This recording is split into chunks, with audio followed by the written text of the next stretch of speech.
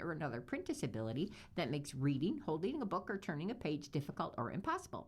The content is copyrighted by the respective publisher. For more information, just visit us on the web at nfradioreading.org. And I welcome you, the Niagara Frontier Radio Reading Service. We now present a reading of articles and features from our USA Today for Tuesday, July the 28th of 2026. And your readers today are Jody and Alan Blackburn. And I'm going to start you out on my front page. Here's my first article. Markets are guessing on the Fed's direction. The new chair, Kevin Warsh, keeps his cards close. As many Americans struggle to make ends meet, Federal Reserve Chair Kevin Warsh has pledged to bring inflation back to its 2% target. But it remains unclear exactly how he plans to get there as the central bank heads into its July meeting. Now, the Fed often finds itself at a crossroad, balancing its dual mandate of maximum employment and stable prices. It has two main tools it uses to address these both: its balance sheet and the federal funds rate, a benchmark for interest rates. The Fed typically raises its target range for the rate to tame inflation and lowers the rate to stimulate the job market. Now, after 3 months of accelerating inflation, it slowed in June, though some forecasters do expect it may tick back up amid renewed U.S.-Iran hostilities. And after these 3 months of positive job growth, U.S. employer hiring fell in June, leaving the Fed to sort out whether the swings are just noise or the start of new trends. Now, the Fed may also be at crossroads when it comes to delivering on Warsh's promise of price stability for consumers. Many Americans don't want higher interest rate on their credit cards and their personal loans, but they also don't want prices to keep rising. Raising the Fed's benchmark interest rate could help cool inflation, but it would make borrowing more expensive. A promise to lower inflation, but no promise to hike. American consumers have faced inflation above the Fed's 2% target for 5 years. Warsh, in congressional testimony earlier in July, said inflation is a choice, and he told lawmakers it wouldn't be permanent on his watch. The Fed can't directly control prices at the grocery store or the gas pump, but Warsh has repeatedly said he views the Fed's job as ensuring price increases don't broaden into the wider U.S. economy. A rate hike, a cut, or a pause. Any one of these appears possible. Now, that depends on who you ask. The Fed, it should do all three. Warsh told lawmakers he expects another good family fight at the July meeting after FOMC members were divided on the best path for rates in June. Though Warsh did not submit his own projections, 8 members saw the Fed holding the range steady, 9 saw room to hike, and 1 saw room to cut before the end of 2026. So, where are the interest rates headed? The politics could have a say. The Federal Reserve will keep its benchmark rate steady for the rest of the year, according to the median forecast of economists polled by Reuters. But in a separate question about the chance of a rate increase in 26, most describe the likelihood as high. Now, that's a reversal from the month before, when it most viewed as low. It's been a long time since we were actually surprised by the Fed's decision, Royal has said, adding that he expects more surprise moves from the Fed under Warsh than under former chair Jerome Powell. Now, he added, however, that policymakers may hold off on a move until they can hear from the 5 task forces Warsh created to advise them on monetary policy.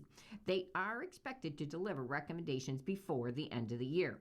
Though Warsh has repeatedly and publicly affirmed his independence from politics, Royal and Lucan said he may be considering the potential effects of raising rates before this year's midterm elections. Raising rates into the midterms, that's almost a suicide mission for the Republicans, and I think we have to believe that Kevin Warsh understands that, they said. Adding consumers probably would blame the GOP as the party in power. If you're in Congress, you can't imagine telling the American people today, maybe 3-4 months before the midterms, that we're going to increase the interest rates on their credit card loans and their auto loans. Now, President Donald Trump, who in his second term has assured policymakers to lower rates, has said little about the Fed since Warsh was sworn in as the chair in late May. After policymakers left rates unchanged in June, Trump responded, "Whatever." Revoking citizenship, once rare, is revving up. Revoking an immigrant's citizenship has proven to be a costly and controversial practice over the years, but the Trump administration says hundreds of people deserve to have their citizenship stripped anyway. The plan calls for ramping up the previously rare denaturalization procedure as part of a broader immigration enforcement agenda, expanding a practice President Donald Trump started in his first term. The Justice Department has moved to revoke the citizenship of nearly 90 people since the start of 2025. By October, the government aims to file at least 250 denaturalization cases in federal court. But under federal law, the government can ask a judge to revoke the citizenship of someone who obtained it through fraud or misrepresentation, such as a false identity or concealing a disqualifying criminal record during the naturalization process. The administration is on pace to pursue more denaturalization cases than any other in recent modern American history. By comparison, the Biden administration brought 24 cases over 4 years, and the Trump administration filed 102 cases in the president's first term. This is a major increase that we haven't seen in decades, said Cassandra Robertson, a professor of law at Case Western University. The Trump administration says it is targeting criminals and fraudsters who should not have become citizens in the first place. It framed the campaign as an effort to preserve the integrity of naturalization. When you commit fraud during the naturalization process, you forfeit the right to keep your U.S. citizenship, said Homeland Security Secretary Mark Wayne Mullen. For decades, the government pursued only a handful of denaturalization cases each year, in part because they require significant resources, are expensive, and can take years to resolve.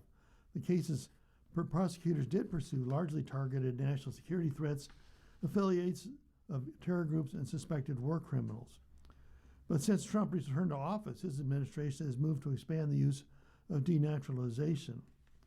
Within a week of taking office in 2025, Trump ordered adequate resources to be dedicated to denaturalizing some U.S. citizens as part of his broader immigration strategy.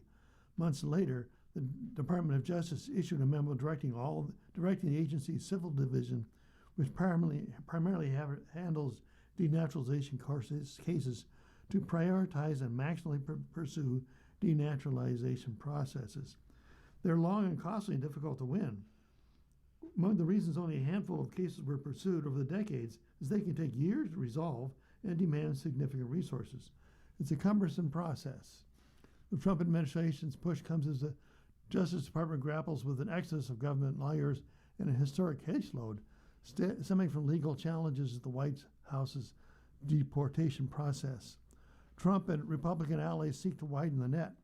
Some of the new language calls for focus on people tied to drug cartels and suspects of fraud against private individuals, funds, or corporations. Opponents fear that could open the door to prosecutions targeting the administration's perceived political enemies or specific minority groups, especially given Trump's threats to remove some of his adversaries from the country. And now we have our page one cover story. Military bases delay the toxic PFAS cleanup. Now they have a big picture where you can see workers kneeling on the edge of a pond. They're kneeling on a rocky soil. They're dressed in their uniforms. They have gloves on. You can see they have water testing equipment in front of them. And it reads, Jacob Carnes and Lily White of the Washington Department of Ecology. They are collecting water samples from a pond near the Army's Yakima Training Center. Wells at more than 140 homes nearby have tested over the Environmental Protection Agency's drinking water limit for PFAS. Forever chemicals remediation are put off for decades in some cases. It's been almost 5 years since Brandy and Brad Hyatt found out that the well at their home, which is next to an Army base in Washington, is contaminated with forever chemicals. They started using bottled water for everything, making coffee and rinsing their toothbrushes. They even carted their 2 small children across town to bathe at a gym so they wouldn't accidentally swallow contaminated bathwater. The Army did install a filter last year, but the well remains contaminated. The kids will be long grown by the time the military provides a permanent fix, which is now delayed until after 2042. Hundreds of military bases have been putting off cleanup of toxic PFAS, or perfluoroalkyl substances, for years, according to a new USA Today analysis of military records. Now, the latest round of delays, which the Pentagon posted in an obscure corner of its website in May, has pushed some deadlines out decades or just even removed them altogether. For decades, the military has extinguished fires using foams containing these toxic PFAS. These chemicals can then seep into the soil and the groundwater, where they persist without breaking down and they increase the chance of certain cancers. The military did not respond to USA Today's request for an estimate of how many people these delays affect, but the tally could easily total tens of thousands of neighbors who are considering how many sites have now been delayed. The delays start piling up in 2025. Nearly 3/4 of these sites, that's over 500 of them, have been delayed at least once, and they're growing significantly longer. USA Today's analysis of now unavailable documents shows that from 21 to 2024, the military delayed cleanup timelines for a few dozen sites each quarter, usually by just a year or two. Timelines at a handful of sites, they would even speed up. Delays, though, suddenly began to pile up in March of 25 when the Pentagon delayed over 150 sites at one time. The newest records released, representing the cleanup timelines as of September 25, delayed the target dates for nearly 200 military sites for as much as 2 decades into the future. Sites with proven contamination. These cleanup delays are happening even at military sites where the Pentagon has publicly confirmed forever chemicals are seeping into the local water. Water testing shows the chemicals can drain off base and then contaminate private wells and sources of municipal drinking water. Dayton, Ohio, Fort Worth, Texas, and Tucson, Arizona are just a sampling of these cities that have filed lawsuit against the military, claiming the PFAS threatens their water sources. USA Today's analysis of available military test results on public and private drinking water shows wells around 73 bases have tested above the current Environmental Protection Agency's limit for forever chemicals in the drinking water, and then all but 2 of these bases have faced delays to their cleanup process. So what does the military say? Dozens of members of Congress have sent letters to the Department of War, which is formerly the Department of Defense, since last fall to express their concern about these delays. In the latest, sent July 21st, Senator Patty Murray, a Democrat from Washington, criticizes not just the delays, but the way they're happening. Instead of consulting with community leaders and then announcing the delays to the public, the department instead chose to just quietly remove the previous cleanup schedule from its website and then just publish new timelines. This is ultimately a violation of trust between military leaders and their surrounding communities. The Pentagon did not respond to USA Today's request for a comment. However, an Army spokesperson said schedule changes are a natural part of this environmental cleanup process. They reflect ongoing technical work, not a change in our commitment. He described protecting drinking water as the first priority at this Yakima training center, adding that base officials maintain regular communication with state and local community. The Army updated its timeline when it became evident that updated PFAS data evolving U.S. EPA standards and site-specific complexity required that the Army to perform additional fieldwork and analysis beyond what earlier published timeline had reflected, Howard wrote. So how the delays affect the community. Near Yakima, Washington, it took the Army nearly 4 years to install the Hyatt's PFAS filtration system.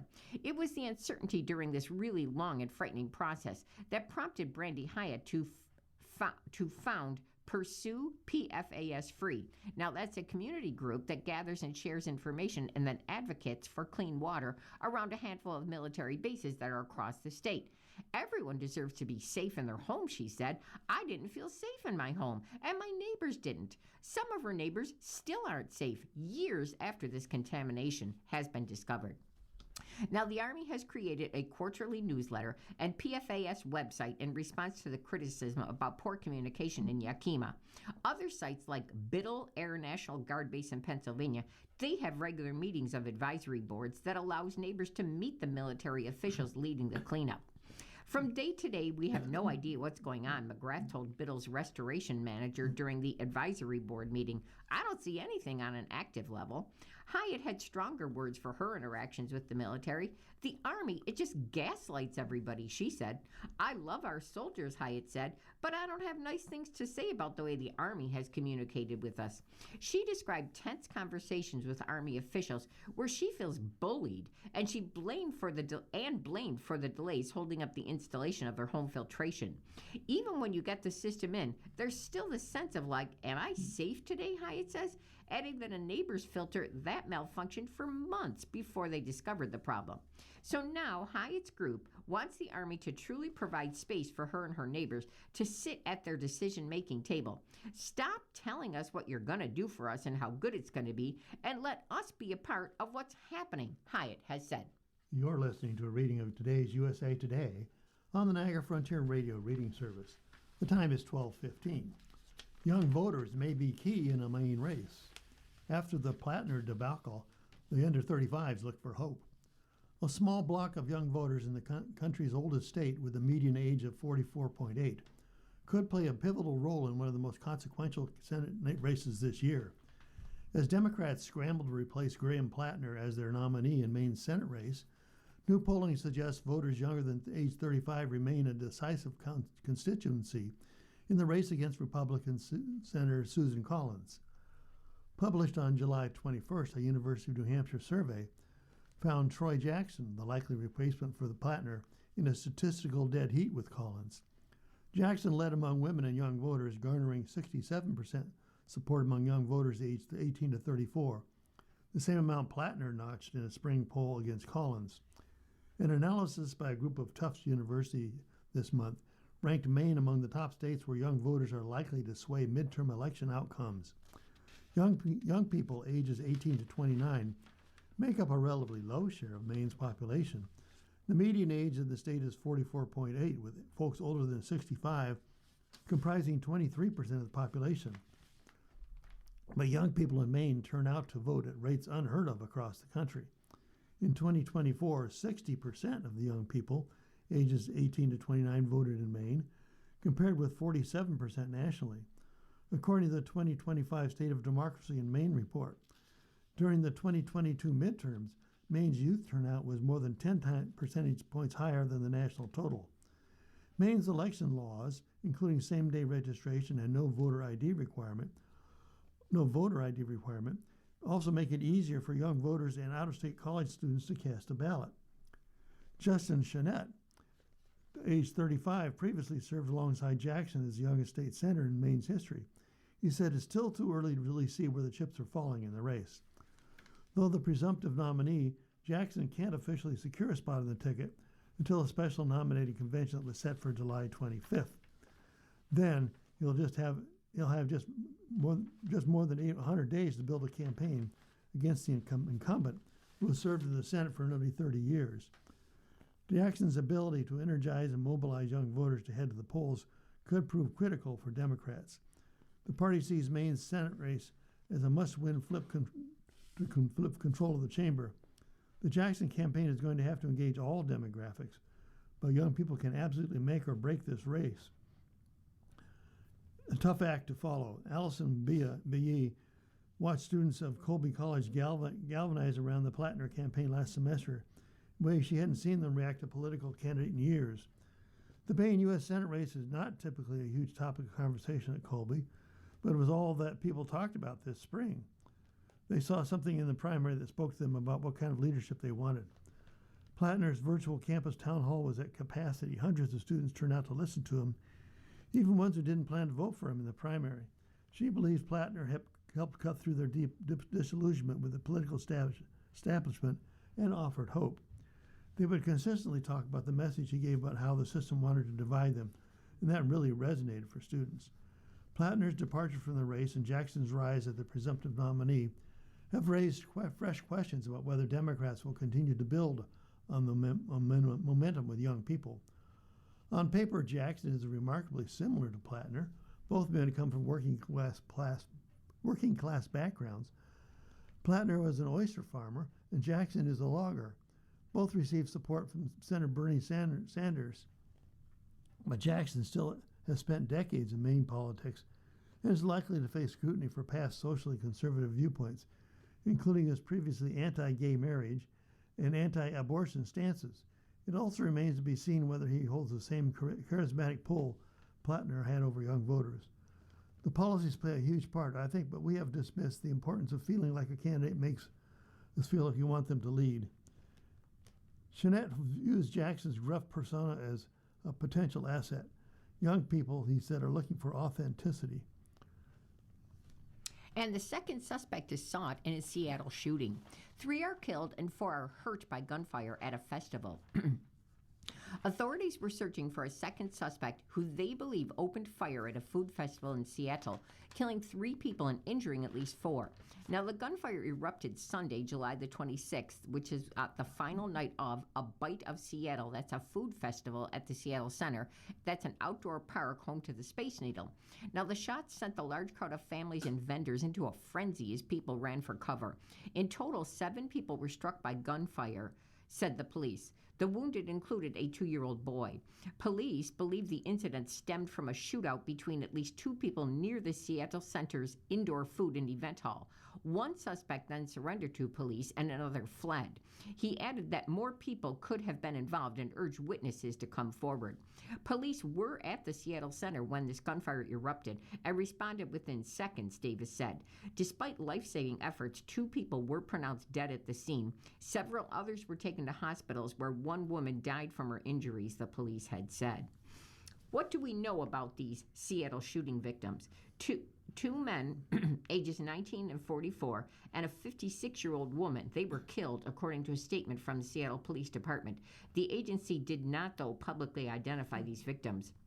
The 2 men, they died at the scene.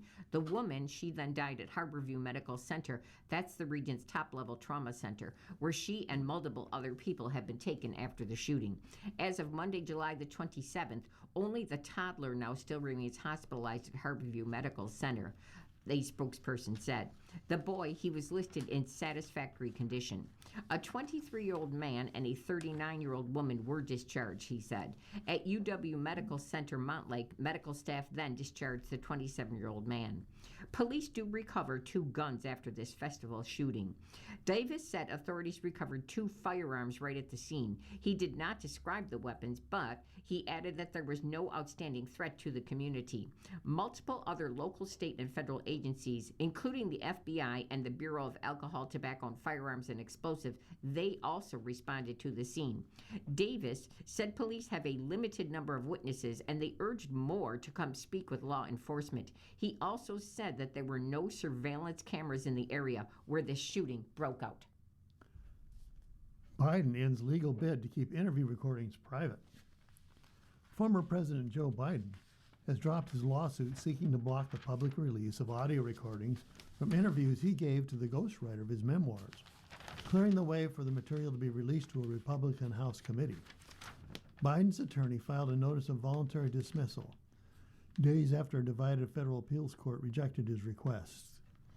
The filing ends Biden's legal challenge after the court ruled there is a substantial public interest in the disclosure. The decision follows months of litigation over recordings obtained during special counsel Robert Hur's investigation into Biden's handling of classified documents. Hur declined to bring criminal charges against Biden in 2024, but Republicans later sought access to the interview materials.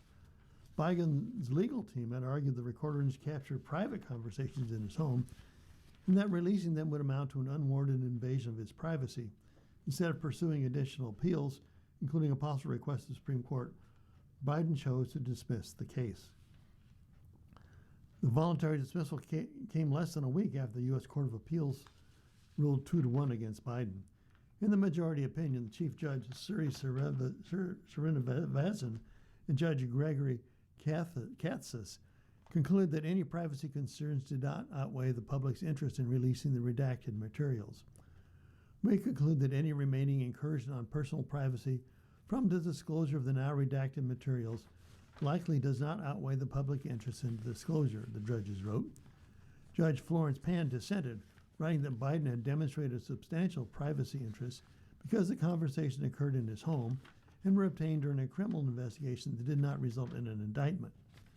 The recordings came from interviews Biden gave to Mark Zwanitzer in 2016 and 17 while working on his memoir, Promise Me Dad.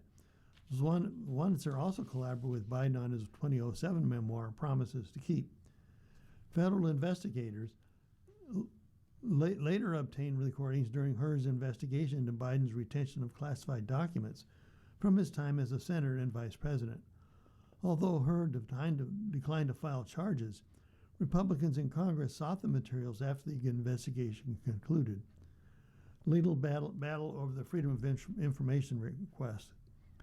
The case began after the Heritage Foundation, a conservative think tank, sought the recordings through the Freedom of Information Act and later sued to obtain their release. In June, U.S. District Court Judge Dabney Friedrich ruled that Biden's privacy interests, while legitimate, were outweighed by the public interest in government transparency. She also found the Justice Department redactions adequately protected sensitive personal information. Biden appealed that ruling, which temporarily blocked the release while the case moved through the courts. And federal officials probe a video showing an apparent sea lion attack. Federal wildlife authorities are investigating after a video appeared to show a man attacking a protected sea lion at a beach in Southern California. Now, the video appears to show a man who's wearing a t-shirt and shorts approach a sea lion who's resting on the seawall and then kicking the animal, while another person can be heard laughing. The footage then appears to show the person attempting to kick the sea lion again as the animal retreats from its spot. The National Oceanic and Atmospheric Administration Fisheries Office is investigating reports of a video on social media that shows an interaction between an individual and a sea lion, and it's allegedly in La Jolla Cove, the agency said. Now, in the video, the individual appears to be kicking the sea lion. This is an ongoing investigation, and we cannot provide further details at this time. Disgusting act of animal cruelty. It's unacceptable. La Jolla Cove, now that's about 13 miles northwest of downtown San Diego. It's a popular destination for its scenic coastal views, and it has protected sea lion populations. San Diego Mayor Todd Gloria said he watched the video and he asked local law enforcement to review the footage. This disgusting act of animal cruelty, it's unacceptable, he wrote in his post on X. We must protect our wildlife. In a comment that was posted on Instagram, the San Diego Police Department confirmed federal officials are investigating this incident. We do appreciate the public's concern, and we encourage anyone with relevant information to contact the National Oceanic and Atmospheric Administration. According to the Marine Mammal Commission, California sea lions are protected under the Marine Mammal Protection Act, which was enacted in 1972. NOAA, N-O-A-A, NOAA, says it's illegal to feed, capture, harm, kill, or harass sea lions, and anyone who does that faces potential jail time. Anyone with info about this incident or any other incident involving a mammal being harmed or harassed is asked to contact the NOAA Fisheries Office of Law Enforcement, and their number is 800-853-1964. You're listening to a reading of today's USA Today on the Niagara Frontier Radio and Reading Service. The time is 12:28. It's on to the money section. Shop tax-free in these states. At least 18 states offer a chance to save money. Hey, we know kids don't want to hear back to school talk. This is a column by Betty Lynn Fisher. But sales tax holidays in some states can help parents and caretakers save money on school supplies. Some states even expand it further and offer tax-free shopping on a variety of items on which shoppers of all ages can save. Saving money is particularly important this year as shoppers continue to say they are stressed about finances and rising costs. In July and August, 18 states have specific sales tax holidays when certain purchases are made for school or tax-free. The first state was Mississippi, and Connecticut is the last state with a tax holiday from August 16th to August 22nd. What are sales tax holidays? Most of the tax-free shopping days give a break on sales tax for items related to school, like clothing, shoes, electronics, and supplies. One state, Massachusetts, extends the sales tax holiday to include more than back-to-school items, but there are some changes from previous years. Ohio is reverting to a 3-day sales tax holiday instead of a 14-day tax holiday that they had in 2025, and included nearly all tangible property costing $500 or less. Virginia's sales tax holiday includes items for hurricane and emergency preparation. New Jersey has permanently repealed its sales tax holiday, and this year Illinois is bringing back a school supply state sales tax holiday for the first time in 10 years. USA Today has compiled a full list of participating states. Back-to-school shopping has already begun. More shoppers have began their back-to-school shopping by early June than in past years, according to the National Retail Federation. About 1/3, or 32% of back-to-school shoppers say they already started browsing and buying by early June, the highest percentage since the first started asking the question in 2018. In 2025, 26% of shoppers says they started shopping in June. According to the annual June survey, all age groups said they had begun the early shopping, but the younger generations were leading the trend. Generation Z at 40% and Millennial at 42% shoppers were the biggest groups to shop early and had the largest jump year over year. In 2025, 31% of the Generation Z and Millennial shoppers were shopping early in June. Only 27% of the Generation X shoppers and 20% of the baby boomers said they had started their back-to-school shopping in June. Consumers may be more prepared to do their back-to-school shopping. The NRF said because 44% said they'd already received their school supply list as of early June. That compares with 38% in 2025. Sales tax holidays help the shoppers' wallets. Data from PwC, professional services firm, shows families expect to spend nearly $922 in the back-to-school season. Nearly half plan to spend more than they did last year. Back-to-school spending is about a commitment, not discretion, said Kelly Penderson. Parents aren't looking for a reason to skip the list. They're looking for ways to absorb a bill they know is coming. That's exactly where tax holidays fit in, Pedersen said. Tax-free weekends are exactly the kind of date a budget-conscious parent has already circled.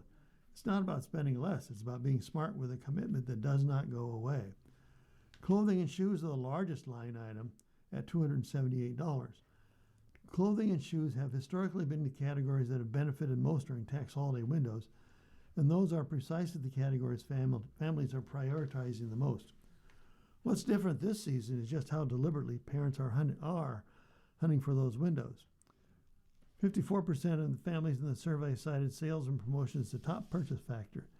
73% are using AI somewhere in their shopping journey, often specifically to compare prices and time purchases. The spending also doesn't stop when school starts. Families are expected to spend another $635 every month after that on fees, meals, and activity costs. Back to school isn't a seasonal event. It's the opening of a year-round financial relationship. The families doing it best are the ones showing up with a plan. But high costs continue to worry shoppers. Prices are still top of the mind, though consumers remain more optimistic than they were 4 years ago when inflation was at its peak. This year, 78% of shoppers expect to see higher prices on back-to-school items compared with 84% in 2022. But there's a difference in how households in different income brackets are viewing prices. Those earning more than $100,000 a year have seen a steeper drop in concern since 2022's higher inflation and continue to drive spending. Lower income households, while less concerned than 4 years ago, remain worried about prices and are looking for ways to stretch their dollars.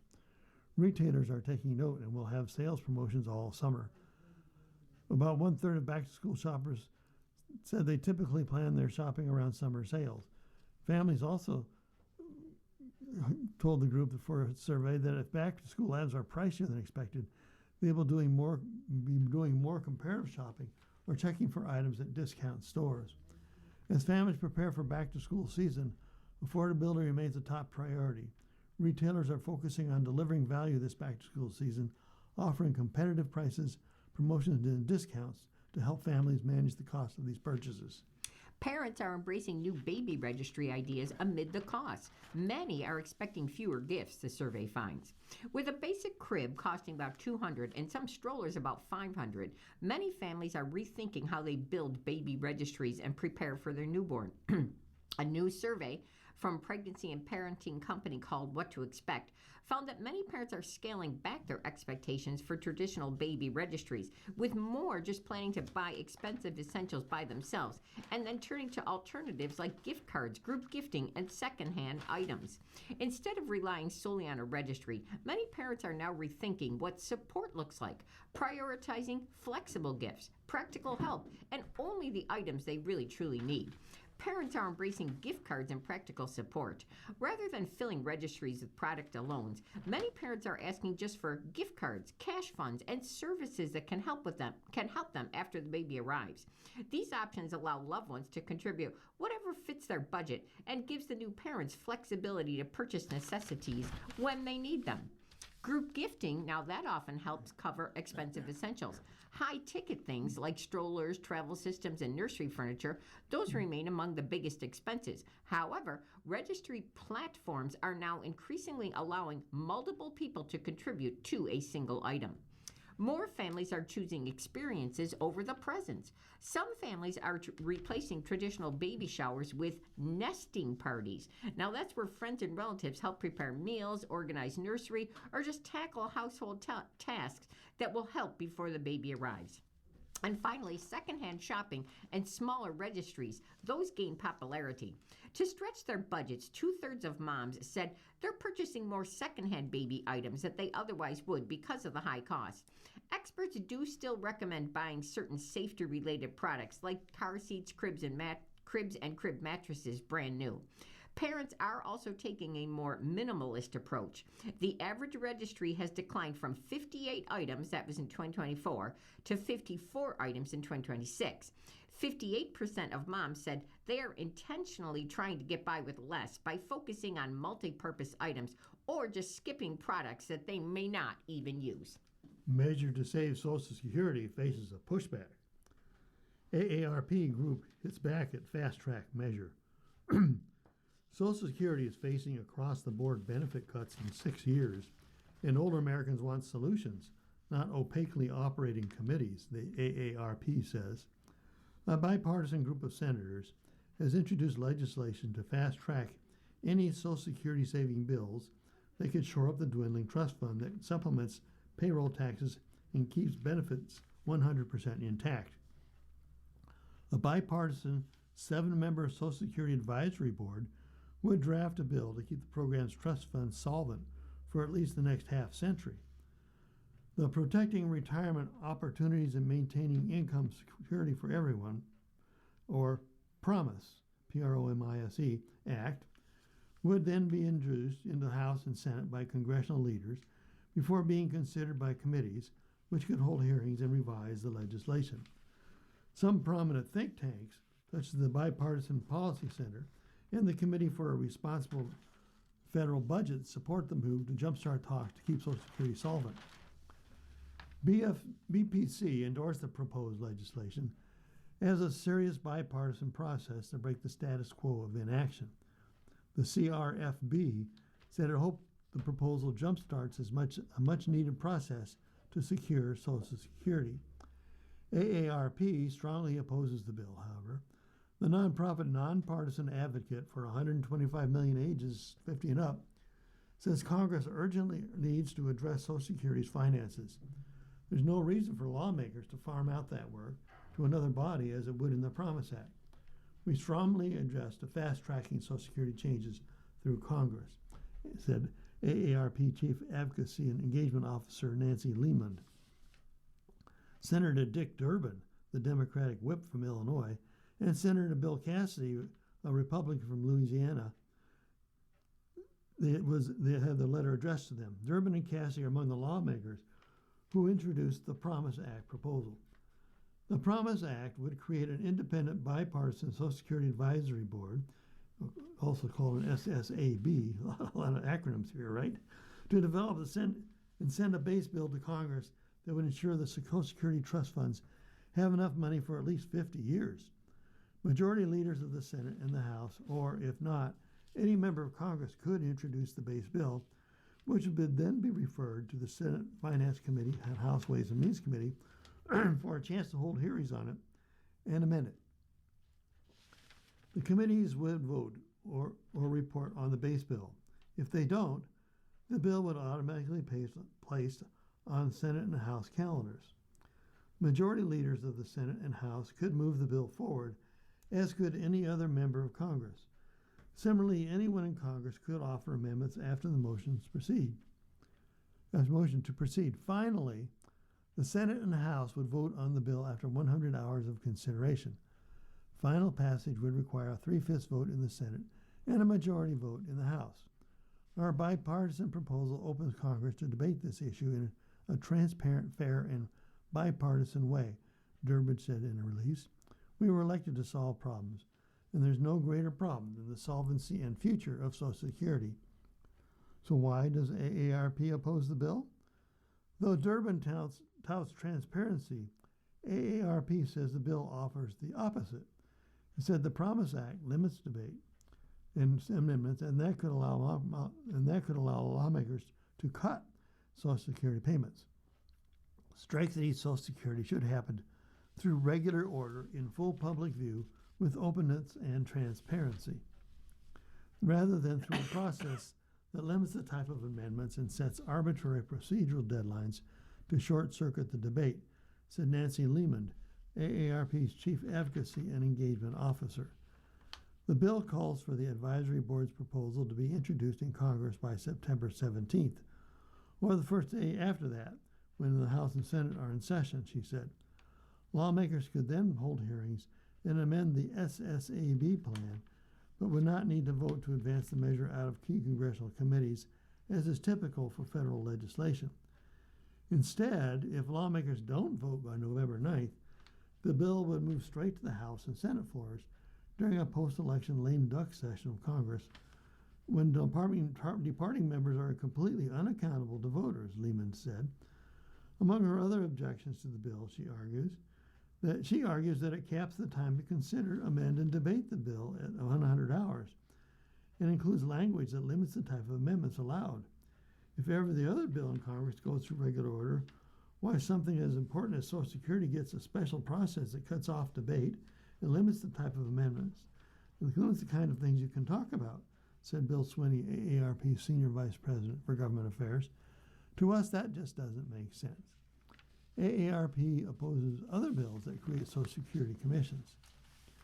AARP said it opposes two other bills that would create commissions to address Social Security's long-term bill solvency. One House bill, sponsored by Representatives Tom Cole of Republican of Oklahoma and Tom Suozzi of Democrat of New York, creates a 13-member commission tasked with providing recommendations and legislation to Congress on how to shore up Social Security's finances. That bill would allow a proposed plan to move forward on an expedited up or down vote. Individual members of Congress would not be able to offer amendments, AARP said. Another proposal would create a fiscal commission to reduce the national debt and annual deficits and shore up trust funds dedicated not just for Social Security, but also for Medicare and the nation's highways. But Social Security is a self-finance system that does not contribute a penny to the national debt, and Congress should not put it in the crosshairs of unrelated budget debates, Limon said. Instead, any changes to Social Security should focus on the financial and retirement security of the American people. What should Congress do instead? Social Security provides retirement benefits to 71 million Americans to give them some financial security. It's a promise that after a lifetime of hard work, you'll receive the money you have earned, Lehman said. Keeping that promise is one of Congress's most solemn responsibilities. If regular order is the gold standard for routine legislative matters, it certainly should be the standard for something as important as Social Security, Lehman said, noting that the last time Social Security approached trust fund depletion in the early 1980s, there were no shortcuts. And you're listening to a reading of today's USA Today on our Niagara Frontier Radio Reading Service, and our time is 12:43. Now we have USA Today's Human Resource column, written by our expert, Johnny C. Taylor. Here's our first question. I'm feeling burned out, and I know I need some time off, but my workplace being constantly available seems to be valued. So I worry that taking my PTO could hurt how I'm perceived, especially with advancement opportunities in play. So how do I decide if it's worth it to take some time off? This question comes from Rylan. Now here's Johnny's answer to Rylan. In most cases, the answer, it's yes. Take the paid time off that you have earned. It's part of sustaining strong performance. It's not a sign you're less committed. The key is using it intentionally and responsibly. At the SHRM, we're seeing unprecedented levels of employee burnout, particularly among younger workers and managers. Now, that's concerning because burnout just doesn't affect individuals. It reduces engagement, innovation, decision making, and ultimately business performance. Smart employers recognize that that rest and recovery aren't rewards for working hard. They're investments in sustaining high performance. So that's why I talk about work/life integration rather than work/life balance. The goal, it isn't a perfect 50-50 split. Real life doesn't work that way, of course. The goal is finding a sustainable rhythm where work and personal responsibilities can coexist without one consistently overwhelming the other. Now, that might mean stepping away for a doctor's appointment or making up the time later, or leaving early for your child's recital and finishing a project after. Building that flexibility into your routine before burnout sets in, that makes you better equipped to handle the inevitable demands of both work and life. Now, that said, taking PTO also comes with responsibilities. Your team carries your workload while you're away, so plan your time off as thoughtfully as you can. When possible, avoid scheduling extended absences during critical business periods. Communicate early, make sure your work is covered, and leave your colleagues with clear information about what they may need while you're gone. When you prepare well, your absence, it should not create unnecessary stress for everybody else. If your organization genuinely discourages employees from using earned PTO despite saying that it values well-being, well, pay attention to that. A culture that expects people to perform at their best, but then discouraging the recovery that makes high performance possible, that isn't sustainable. It's worth asking whether that's an environment where you can continue to grow and build a long-term career. Now, my best advice to you is this. Use your PTO the way high performers use it every other resource. Intentionally. Plan, communicate, and leave your team set up for success. The best leaders I know, they never apologize for taking time off. They prepare so well that the work just continues without disruption. That kind of planning doesn't hurt your chances for any advancement. If anything, it demonstrates that judgment, professionalism, and leadership organizations value that the most. Millions of eggs recalled due to salmonella risk. Midwest Poultry Services issued the action on July 22nd. Nearly 1.6 million dozen white shell and brown shell eggs have been recalled due to potential salmonella contamination. Midwest Poultry Services, LP, issued a recall on July 22nd for nearly 1.6 million dozen white and brown cage-free eggs from Texas due to the potential salmonella enteritis contamination, according to a Food and Drug Administration recall report. As of July 22nd, Midwest Poultry Services was not aware of any illnesses related to the eggs.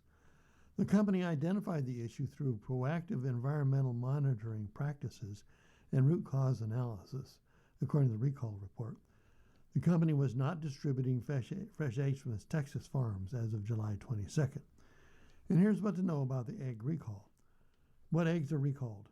The recalled white and brown cage-free eggs have an identified code printed on the left or right sides of the carton in date-coding ink.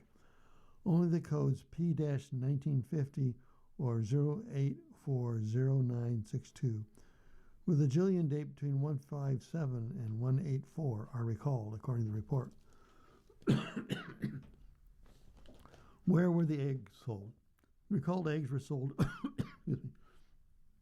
in Kroger stores in Texas and Louisiana, Brookshire grocery stores in Texas, Oklahoma, Arkansas, Louisiana, New Mexico, and Mississippi, and at other small retail outlets, according to the recall report. The eggs were also shipped to food service and retailers in Texas, Oklahoma, and Louisiana. What to do if you own the recalled eggs? Consumers are urged to avoid consumption of the eggs and return the products in the original place of purchase for a full refund. Consumers with questions should contact Midwest Poultry Services at 574-405-9531. That's 574-405-9531. Symptoms of salmonella poisoning. Symptoms of salmonella poisoning usually start 6 hours to 6 days after ingesting the bacteria. The most common symptoms are diarrhea, fever, and stomach cramps. While most healthy people can recover in 4 to 7 days without treatment, some vulnerable groups, including children younger than 5, adults 65 and older, and those with weakened immune systems, may experience more severe illness that requires medical treatment or hospitalization. If you display any of these more serious symptoms, the CDC advises contacting your healthcare professional. Most symptoms are diarrhea and a fever higher than 102, diarrhea for more than 3 days if not improving, bloody diarrhea, so much vomiting that you cannot keep liquids down, and signs of dehydration such as not urinating much, a dry mouth and throat, and feeling dizzy when standing up. Now, the Trump $1 gold-colored coin, it generates a buzz. This new $1 coin featuring President Donald Trump's likeness will be available this fall. Now, this gold-colored commemorative coin has generated plenty of buzz. But is it actually worth buying like an investment? Unlike traditional gold bullion coins, this Trump $1 coin contains no precious metal.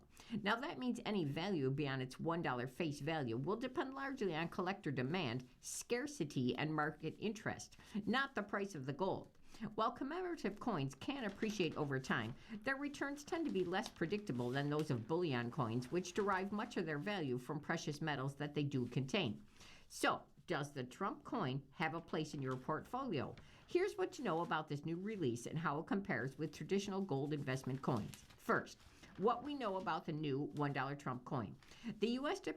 Treasury Department announced that production of the new Trump $1 coin began at the Philadelphia Mint in July, with a public release expected this fall. Although the coin has a gold-colored finish, it is made of non-precious metal, and it carries a legal tender face value of $1. Could the $1 Trump coin become valuable? Well, the short answer is possibly, but there's no guarantee. Unlike gold bullion coins, the Trump coin contains no precious metal. Any value above its $1 face value, that will depend on factors such as collector demand, the number of coins produced, and how many people choose to keep them rather than spend them. It could retain a small collector premium depending on the number of coins produced, demand, hoarding behavior by the public, and how quickly the mint fulfills its orders, says Philip Deal, who's the former U.S. Mint director and president of the U.S. Money Reserve. Now, he adds that coins with minting errors could also command higher prices among the collectors. But still, experts caution against buying commemorative coins with the expectation of strong investment returns. Commemorative coins can sometimes outperform bullion, but that is the exception, not something a buyer should assume, he said. So, what are gold investment coins? Gold investment coins, now they're also known as bullion coins, they are produced by the government mints and struck from precious metals that meet strict purity standards. Now, unlike circulating currency, bullion coins are purchased primarily as an investment, and their value is tied to the market price of the gold they contain. Like the new Trump $1 coin, U.S. gold bullion coins are legal tender and they carry an official face value. However, that face value has little practical significance because the gold they contain is worth far more. So, for example, the 1-ounce American Gold Eagle, it has a face value of $50, but the current price of gold determines its market value. Today, a 1-ounce gold American Eagle sells for about 4,200 times the face value of a Trump $1 coin, Deal had said. And last, should you buy the Trump coin or the gold bullion coins? The right choice, it depends on why you're buying.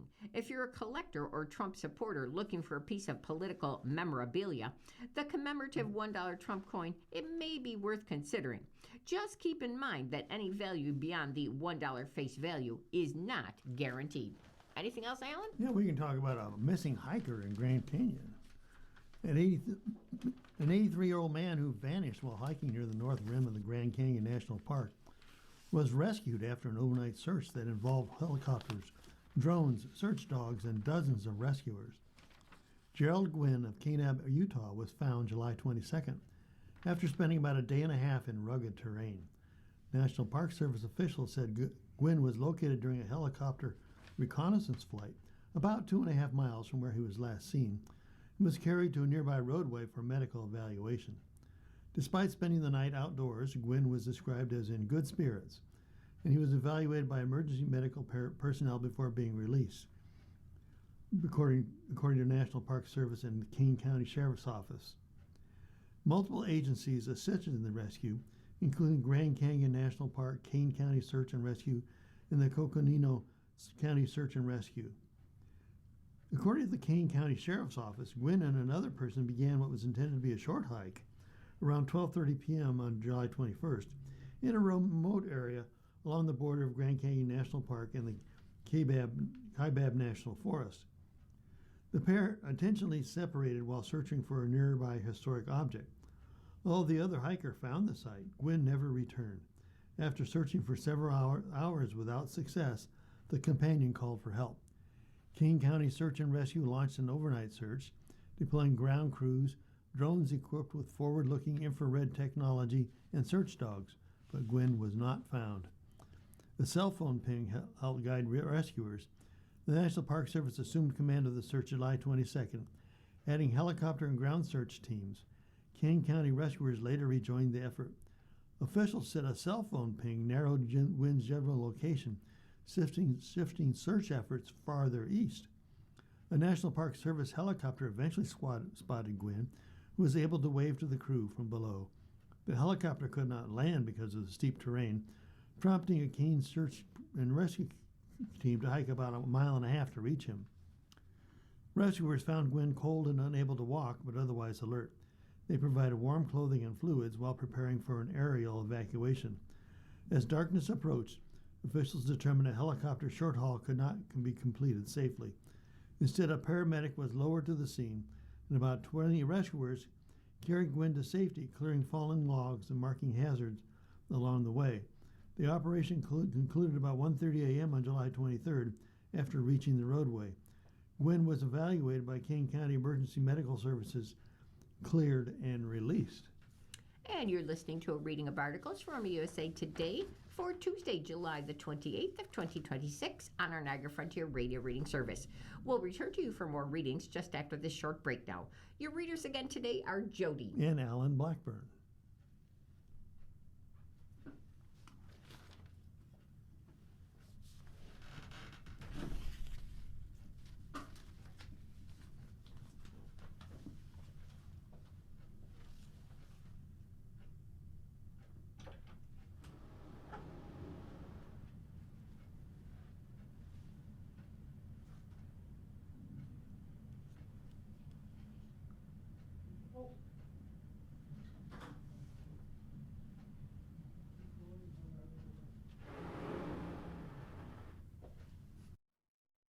If you're listening to this publication online, you're probably using our website, a podcast player like Spotify or iTunes, a streaming service like Siro, or a smart speaker. Did you know that we now have a dedicated app that can be downloaded to any mobile device, like a smartphone or tablet, for free? App users can conveniently access our live stream and any episode of our podcast easier than ever. To download the app, just type NFRRS in the search window in the Apple App Store or in the Google Play Store. Contact us anytime if you have any questions by calling 716-821-5555, extension 5. Thank you.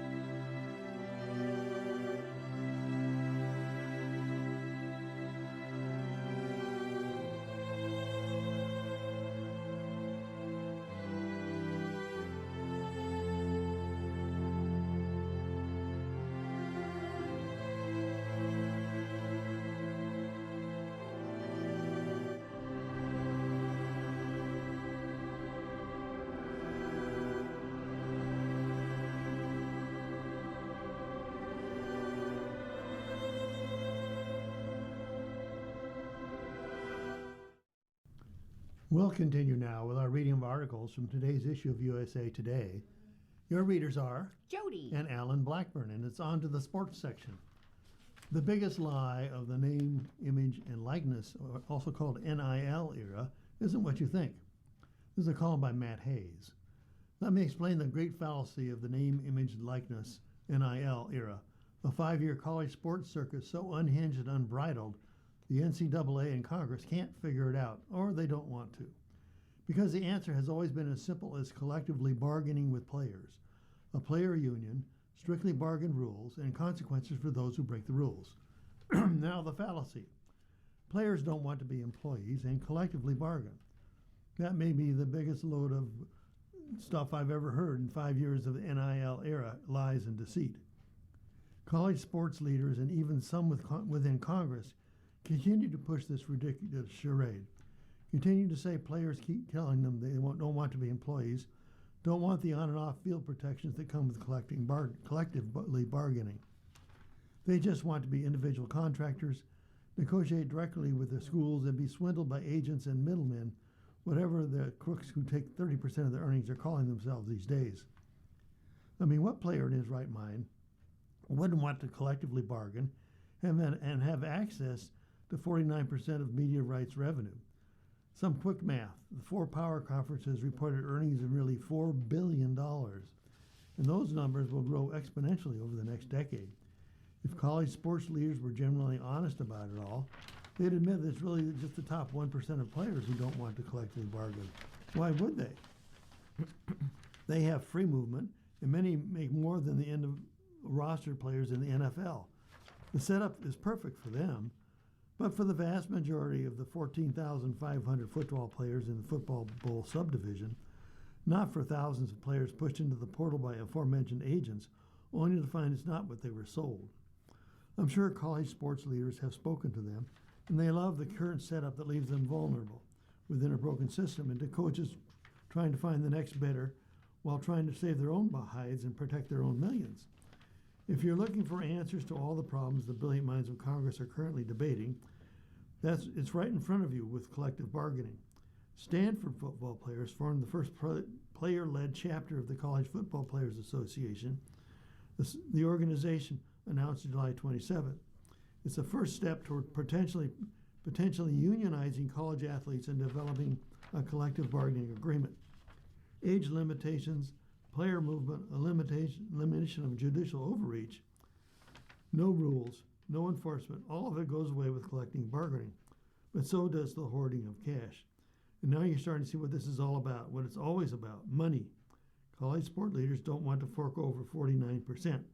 The current number of NFL players receive from NFL franchises in CBA negotiations of annual revenue. It has nothing to do with players, their desire to avoid employment.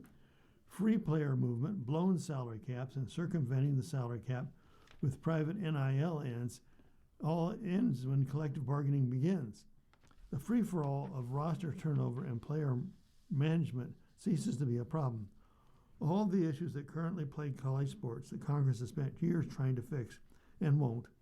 The Protect College Sports Act has zero chance of getting through Congress. That will go away when university and players collectively bargain. The same way they collectively bargained, in a sense, to reach the original groundbreaking revenue share deal from the House case. That deal took a lawsuit and a judge, and the universities fighting it for every single inch of ground. But it happened. It wasn't the end of college sports as we know it, and it hasn't pushed anyone or anything to the edge of a financial cliff, despite the nattering nabobs of negativism constantly declaring the end is near, yet somehow managing to field teams every single year. Because there's always more money in the game. How the regular season and postseason are formatted can be debated and collectively bargained a hell of a lot easier than SEC Commissioner Greg Sankey and the Big Ten Commissioner Tony Petitti playing footsie for 2 years. Live sports is everything for network television and streaming sites. They can't get enough of it because it's the only thing that sells. Nothing sells quite like football, the NFL and college football.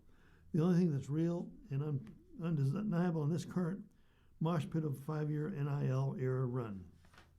And the 2026 Fame class, it brings back the game's old values. It was an old school reminder to the way baseball used to be played, the way we looked at the game and the stats that shaped our opinions at the Baseball Hall of Fame induction ceremony. Now, the new Hall of Fame trio of Jeff Kent, Carlos Beltran, and Andrew Jones, we're here to remind everyone that the traditional statistics should still matter. Runs batted in should not be considered a fluke stat in a box score. There really is a clutch element in a player's psyche, and while everyone is engrossed with the on-base percentage these days, even if some sluggers are only clogging the bases by drawing a rash of walks, future Hall of Fame manager Dusty Baker has a question for you. If driving in runs or scoring runs isn't important, then why bother keep score? Kent, Beltran, and Jones inducted on July 26 with a record 60 Hall of Famers and 12,000 fans in attendance, certainly represented baseball's greatest values throughout their careers. They didn't celebrate drawing a walk with a runner on a third base and less than 2 outs, instead wanting to drive them in, not letting the responsibility fall to someone else. They didn't sit out games when they were not feeling well or treat the injured list like a paid vacation. They posted season after season, oftentimes playing in pain, knowing they were a whole lot more valuable at 70% than just sitting on the bench. They didn't try to create a brand or try to draw attention to themselves. They played to win game after game, season after season. Check out the resume. Kent, who hit the most home runs by a second baseman in history, hit at least 20 homers and drove in 100 or more runs in 6 consecutive seasons and 8 times in his career. Jones, he played more than 150 games in 11 seasons with Atlanta, including 4 more than 160 games. And Beltran, a 9-time All-Star, had 8 seasons of at least 100 RBIs and 7 scoring 100 or more runs. Overlooked champions? Reasons to take the Seahawks repeat bid seriously. The Seattle Seahawks shouldn't have to squeeze back into the spotlight. That space typically we reserve for the defending Super Bowl champion throughout the offseason. In Seattle's case, however, gazes began to stray not long after Mike Macdonald and company got their hands on the Lombardi Trophy. The Seahawks were, without question, compelling victors. Their systematic dismantling of the New England Patriots in Super Bowl 60 was a fitting capstone to a campaign that eradicated all doubt as to who was the NFL's strongest outfit by season's end. But it wasn't long before a group known for its lack of braggadocio and perhaps star power became somewhat of an afterthought. As the organization's veterans reported for training camp in July 24th, the Seahawks began preparation for their title defense with a diminished level of buzz. Despite the 2025 season's accomplishments, Seattle doesn't stoke comparable off-season intrigue like to the Los Angeles Rams, who might have secured their place as the focal point of the NFC West, and perhaps the league at large, with their acquisition of Myles Garrett. And as the Patriots also began work the same day in preparation for the season-opening Super Bowl rematch, New England clearly is on track to command more attention after the addition of A.J. Brown. It turns out a championship, record sale price, and spot on Hard Knocks only buys the public's focus for so long.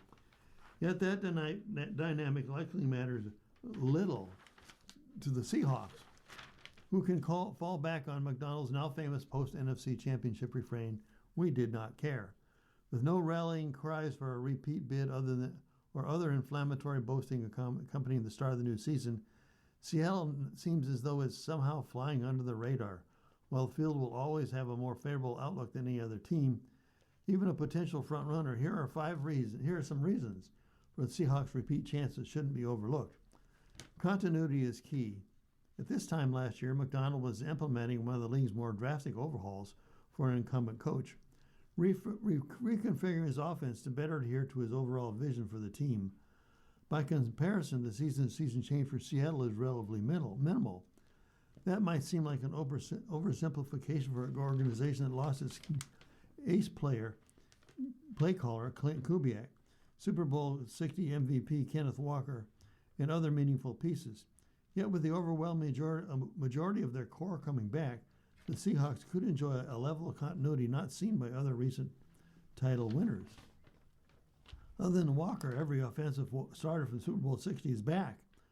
While new coordinator Brian Fleury is substituting his own system, the former San Francisco 49ers run game coordinator knows he has a basis to work with in what Kubiak already built. Number 2, the run game is a concern, but there's a clear lane ahead. Though it was an expected loss, Walker's departure in free agency is a difficult blow to the run game that finally found its footing down the stretch.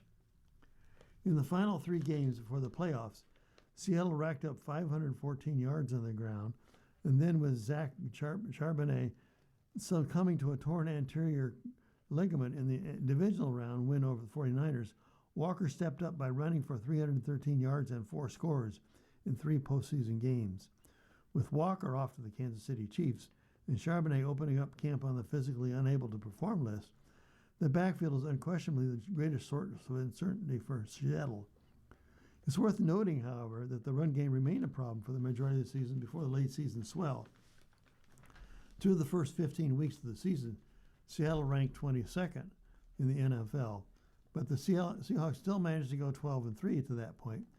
Their attack fueled primarily by Darnold and Offensive Player of the Year Jackson Smith-Njigba. In selecting Notre Dame's Jadarian Price with number 32 overall pick, General Manager John Schneider made a clear statement about where he wants the ground game to go from here. Price can hardly be considered an every-down grinder after never logging more than 15 carries in a game while operating alongside number 3 overall pick Jeremiah Love for the Fighting Irish. But he had a knack for breaking away from opponents, both as a runner and returner, and should be able to keep the chunk gains coming after Walker tied for 3rd in the NFL with 10 carries of 20-plus yards last season.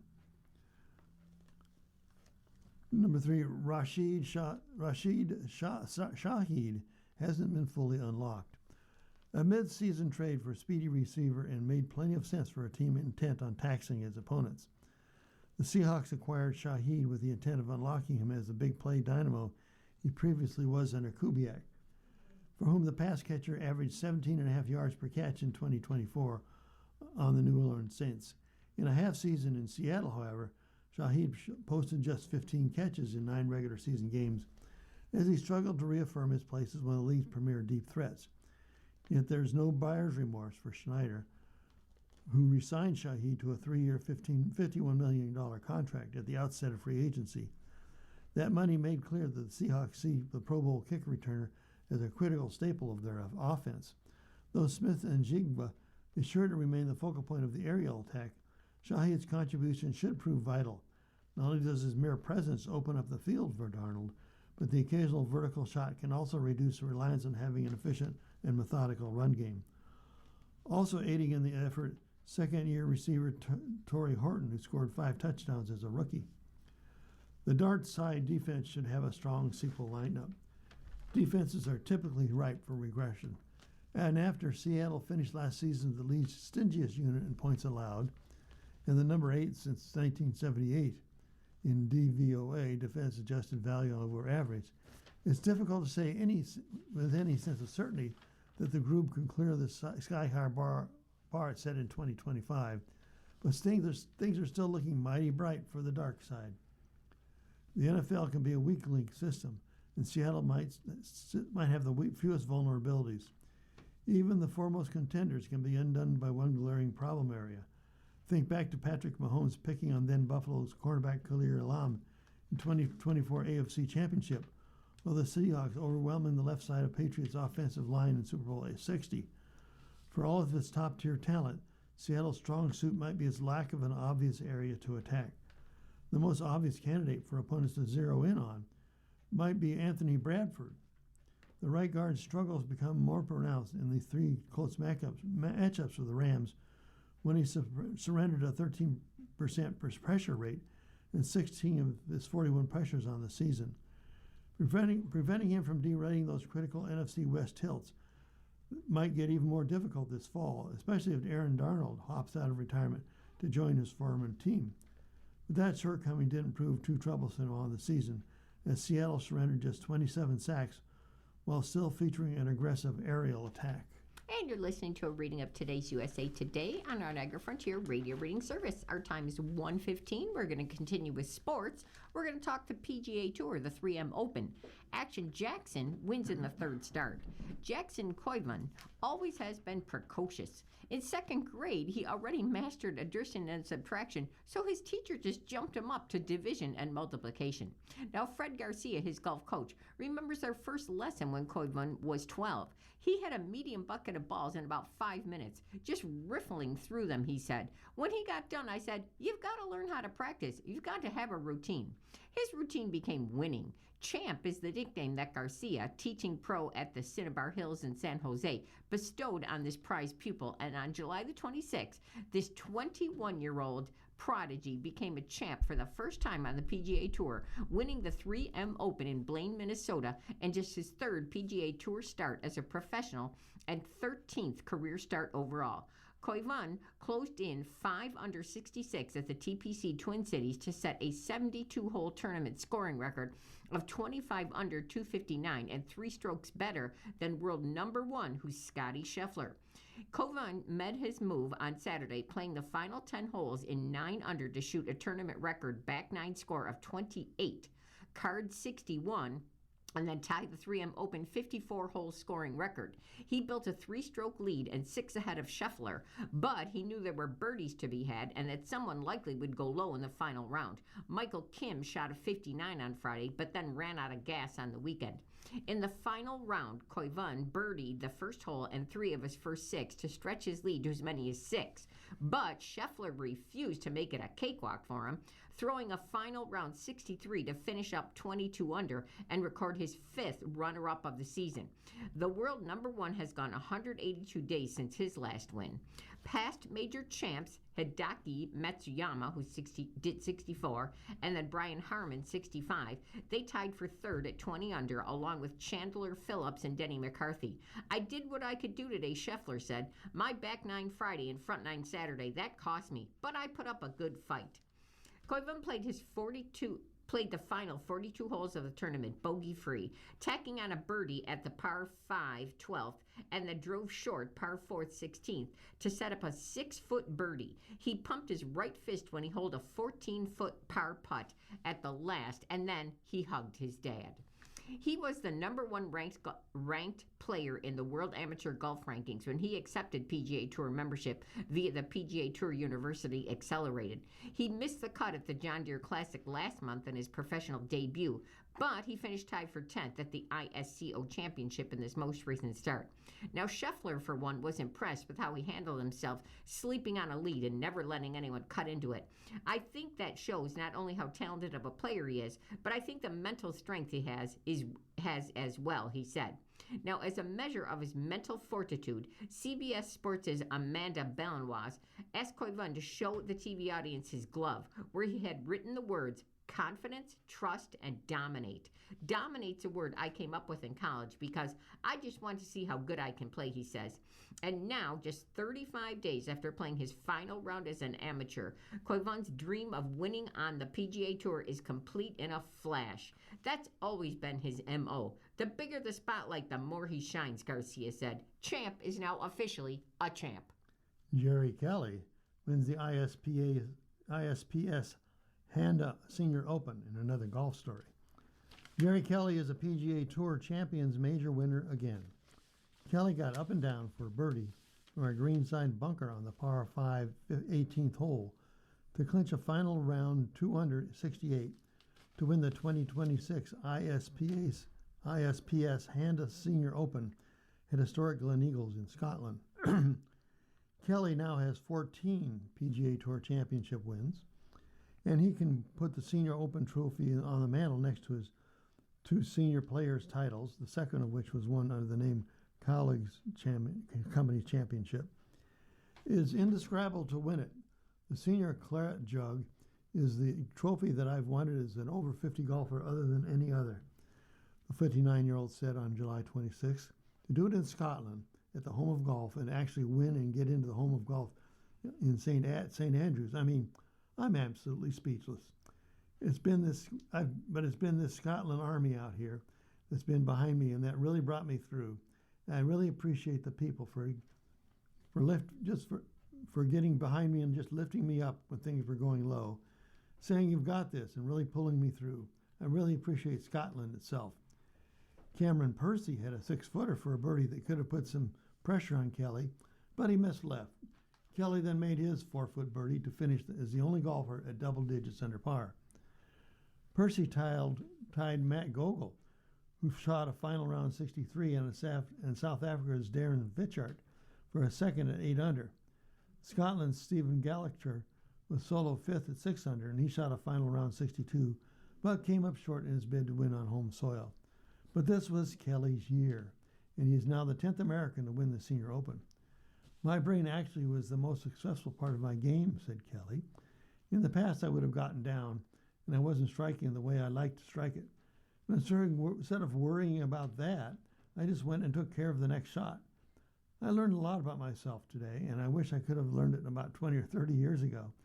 You're never too old to learn, and that's really what pulled me through. Kelly is the second oldest Open winner since Bernard Langer at age 61 won it in 2019. And this is the 16th of 28 PGA Tour Champions events, and the last of the fine senior majors this season. There are now 9 events before the 3-tournament postseason, the Charles Schwab Cup. And now we're going to talk the U.S. Track and Field Championships, the winners and the losers. Familiar names, new ones alike, impress us. Champs were crowned at the 2026 USA Track and Field National Championships. The U.S. Track and Field Championships were held in New York City for the first time since 1991 at Icon Stadium on Randall's Island. Here's USA Today's sports analysis of the winners and the losers from this competition. First in the winners, they have Melissa Jefferson Wooden, wins big in the 200. The fastest woman in the country title still belongs to Jefferson Wooden, even though she decided not to run the 100. July 26 was just another day in the office for her as she easily won the women's 200, crossing the finish line with a season best time of 21.69. Then in winners, Sha'Carri Richardson, victorious in 100. Richardson's chief competitor, Melissa Jefferson Wooden, didn't compete in the 100, but Richardson still deserves credit for crossing the finish line in first as the heavy favorite. She's the second woman to win 3 U.S. 100-meter titles since 2000. And then Noah Lyles wins 100, sustains a minor injury in the 200. Lyles typically shines when the lights are the brightest.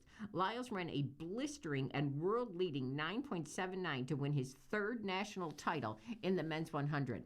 The confident Lyles delivered a message to his fellow competitors after being crowned the fastest man in America once again. Winner still, teenager Cooper Lutkenhaus steals the show in the men's 800. This 17-year-old prodigy ran away from the other distance runners in the men's 800.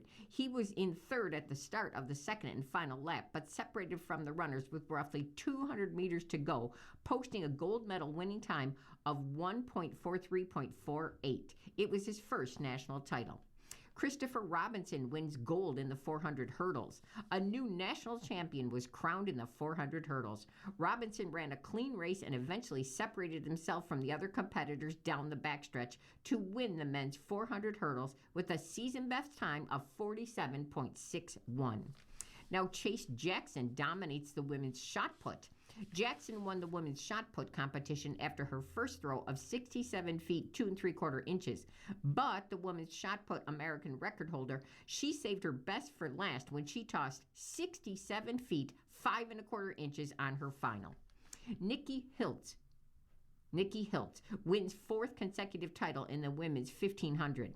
Hiltz was in second down in the home stretch, but dug deep as she fought hard and raced to the finish line. She narrowly edged Addie Wiley and Emily McKay to win her 4th national title in a row. Then the best for last. The 4-day U.S. Championship saved its best race for last as the men's 110 hurdles was decided in a photo finish. Cordell Tinch was slow out of the blocks and had to work hard to catch Bradley Franklin. Tinch built up enough momentum to catch him at the final hurdle, and then he made an impressive lean at the line to just barely edge Franklin. The two sprinters had to anxiously wait for a few moments until the photo finish confirmed that Tinch was victorious at 12.993 over Franklin's 13, which is 12.997. Track and field fans. Hayward Field at the University of Oregon hosted the U.S. Track and Field Championships for the 14th time last year. It was refreshing to see the biggest track and field competition in the U.S. held at another location. The fact that the track meet was held in the largest media market in the country should also help with this sports exposure. All right, now we're on to the losers. Justin Robinson disqualified after winning the men's 400. Robinson pulled off a huge upset by winning the 400, running a 4.31. Robinson, though, was later disqualified for a lane violation. So Chris Bailey, who originally came in second with a time of 4.39, he was the winner. Quincy Hall unable to get out of first round. Hall shocked the track and field world with a come-from-behind win in the men's 400 back at the 24 Paris Olympics. He hasn't had the same success. He didn't qualify past the first round in the men's 400. Still on losers, Christian Coleman just misses the men's 100 podium. Coleman was one of the favorites to win a medal in the men's 100. He had a pretty solid start running out of the lane 4 in the final, but crossed the finish line 4th, missed out on the bronze medal. Still on losers, women's long jump competition. Tara Davis Woodhull lost her first long jump competition in nearly 3 years in a dramatic fashion. She leaped 23 feet 6 inches on her final jump to claim first place over Alyssa Jones, who had jumped 22 feet 10. But upon review, it was determined that the reigning Olympic and world champ long jumper had fouled on her final jump, and the gold medal was awarded to Jones. And last on losers, the rest of the women's discus, women's high jump fields. The women's discus had a predictable outcome because of Valerie Sion has dominated the event for nearly a decade. She threw 228 feet 2 inches on her 4th attempt to win her 8th national title in the discus. This 2-time Olympic gold medalist won by just over 7 feet. Now Sierra Jackson, the 25 NCAA women's discus champ, she came in second with a throw of 221 feet 1 inch. The same can be said for the women's high jump. Vashti Cunningham cleared the bar at 6 feet 3.5 inches to win her 8th national championship event. The women's discus and women's high jump at nationals has become a battle for second place until further notice. Pogacar's Tour Dynasty reaches vintage 5th title. Slovenia's Tadej Pogacar secured a record-equaling 5th Tour de France title after safely navigating the final stage, which was won by Mathieu van der Poel, to seal a 3rd consecutive crown in cycling's greatest race. The 27-year-old UAE Team Emirates XRG cyclist, affectionately known as Pogi, only needed to avoid a race-ending mishap on the run into Paris on July 26th to join Jacques Anquetil, Eddie Merckx, Bernhard Hinault, and Miguel Indurain as 5-time Tour champion. Belgium's Remco Evenepoel finished second overall, while Mexico's Isaac Del Toro rounded out the overall podium in 3rd. Thank you to all the fans and to all of France for hosting this great race, Pogacar said. And thank you to my competitors for putting on a great show. We fought hard over the last 3 weeks. Van der Poel and Pogacar broke away on the final ascent of Montmartre with around 10 kilometers remaining and took a slender advantage into the run into the Champs-Élysées as the chasing group closed relentlessly. Pogacar's challenge faded inside the final kilometer, but Van der Poel pressed on to secure victory in a photo finish, ahead of Alpecin Premier Tech teammate Jasper Philipsen, with Mads Pedersen of Lidl Trek in 3rd. When I was sick last year and I had to watch the stage on television, I was always thinking about this moment, said Van der Poel, who's 31 years old. The way it went, it's a dream. It's incredible. It's super hard to be up there with the best rider in the world, and all my respects for Tadej. Well, I thought we were going to get caught back. I was thinking about this moment. I put my head down the last 500 meters, just went as hard as I could. I'm super happy. I have a few races I still wanted to win in my career, and this was one of them. Pogacar underlined his supremacy throughout the Tour by claiming 5 stage victories. His path to a 3rd straight yellow jersey became less complicated when 2-time winner Jonas Vingegaard, widely regarded as his principal challenger, withdrew after a crash on stage 15. The Tour's traditional finale in Paris was shortened after security forces were redeployed to help tackle wildfires near Bordeaux. As a result, stage 21, which customarily takes the peloton into Paris, before several laps of the Champs-Élysées, was reduced to 89 kilometers from the original 133. This year's race also produced a remarkable first. No rider from France, Italy, or Spain won the stage, making it the first Tour de France without a stage victory from any of the three nations that created and host cycling's Grand Tours. Pogacar's last triumph caps 3 weeks for racing since the Grand Deport in Barcelona and further cements his status as the dominant rider of his generation.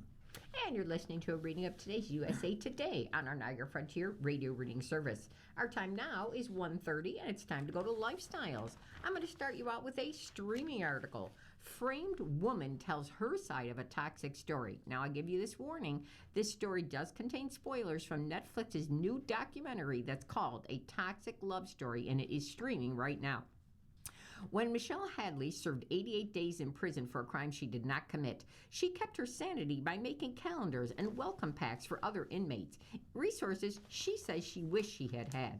Hadley, who's 39, ended up behind bars in 2016 after being falsely accused of a crime involving her ex, former U.S. Marshal Ian Diaz, and his then-wife Angela Connell Diaz. The twisted tale is now at the center of Netflix's new documentary called A Toxic Love Story. At the time, Ian and Angela claimed they were receiving death threats, cyber-stalking messages, and images of decapitated fetuses from a Lilith Truths user that they thought was Hadley. The newly married couple also claimed Hadley was posing as Angela on Craigslist and responding to rape fantasy ads to lure men to her home to sexually assault her. The Anaheim Police Department eventually arrested and imprisoned Hadley, only to learn months later that Ian and Angela were in fact the ones who puppeteered the stalking and harassment scheme. Hadley was then exonerated in January of 2017. That month, Angela pleaded guilty to all charges, including fraud, false imprisonment, and falsely reporting a crime. She later was sentenced to 5 years in prison. By June of 23, Ian was also sentenced to 10 years and 1 month in prison for conspiracy to commit cyberstalking, perjury, and obstruction of justice. So, Hadley discusses the traumatic ordeal, the red flags she saw in Ian, and what her life has been like. First question, why did you want to be part of this documentary and revisit such a traumatic chapter in your life? Her answer is, I never felt like I really had a chance to reclaim the narrative, and most importantly, to tell the story about the domestic abuse that I experienced in this relationship. This documentary was an opportunity for me to partner with a production company that was just as committed as I am to telling the story in a way that would uplift survivors of domestic abuse. Question, in your opinion, what percentage of this cyber-stalking hoax was Ian's doing? How much do you think Angela played a part? We don't really know what was going on behind closed doors. I do know that Ian was extremely controlling, extremely manipulative. I have no doubts from the moment that this whole thing started happening, even while I was in it, that he was the one driving this whole thing. He was the mastermind. Question, you mentioned some concerning behaviors in Ian while you were dating. What were those red flags you may have overlooked? I'm much older and much wiser now, but there were a few things that I realized. One is how quickly the relationship progressed. The other thing is you should really be evaluating the person sitting across from you, especially if you're the woman dating the man. If he has a level of respect for the opposite sex, pay really close attention to how they talk about women in general. That's very interesting, the question, considering one of the key voices in this documentary is Leslie, a female friend of Ian's for 20 years. Did Ian speak in a derogatory way about her? The answer, he would come back from time spent with Leslie and do nothing but say negative things about her.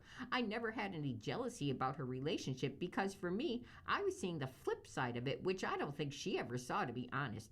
In retrospect, I look back and I realized what a huge red flag that was. Question, have you heard from Ian or Angela since it unfolded? No, and to be honest, I've reached a point in my healing journey where I'm not living for the apology. Question, after being exonerated, what was it like finding a job? It's almost impossible to find work after it happened. Before, I had no trouble finding work at all, anytime I needed to find work, but afterwards, I see a noticeable difference. Question, have you been able to re-enter the dating pool? Well, it's something I've had to be really on guard with and just be very careful who I let into my world because I've had such bad experiences. And final question. You gave birth to your daughter the same day Ian was convicted in 2023. What's it been like raising her? The biggest trip up for a lot of women is that we're trained to defer or to default what men say, and it it makes you much more susceptible to abuse. So if I can just teach her to rely on her own instincts, trust what she sees, trust what she feels, be confident, that's one of the most powerful things I can give her as a mom. Carly Simon reveals her Parkinson's diagnosis. Carly Simon has been diagnosed with Parkinson's disease. Simon, the beloved pop rocker, known for 70s hits including You're So Vain, Nobody Does It Better, and Mockingbird, made the health revelation on July 27th. So many people have written to me kind of wondering what's happening, and the truth is I've been learning how to live with Parkinson's disease, said Simon, who's 83 years old. It's taken me some time to understand the diagnosis, to adjust to it, and decide how much I wanted to say about it publicly. Parkinson's disease is a degenerative syndrome that results in the slow loss of brain circuitry involved in the movement, cognition, and behavior. It can cause tremors, stiffness, slowness, and falls, in addition to anxiety, depression, and sleep dysfunction. Parkinson's is different for everyone, and it can be unpredictable, said Simon, whose battle with the disease began with arthritis in the knees and one of her hips. Some days I'm so tired I can't get the day moving at all. On other days, it gives me a little more room to move, think, work, and feel like myself. She says she's had 3 replacement surgeries to treat her damaged joints, but her mobility continues to worsen. I've had trouble standing up from low chairs. Parkinson's is incurable, according to the Mayo Clinic, but various medicines and treatments can help manage the symptoms. There's no tidy or predictable schedule to the illness, Simon said. It does not consult my calendar before deciding what kind of day I'm going to have. The singer also shared she had surgery for basal cell carcinoma amid her Parkinson's diagnosis and treatment. It was the most common form of skin cancer. And during this period, I was treated for cancer on my face. The cancer was removed, but the surgery affected my appearance and made me more self-conscious about being seen in public. I've always been more critical of my appearance than anyone else could possibly imagine.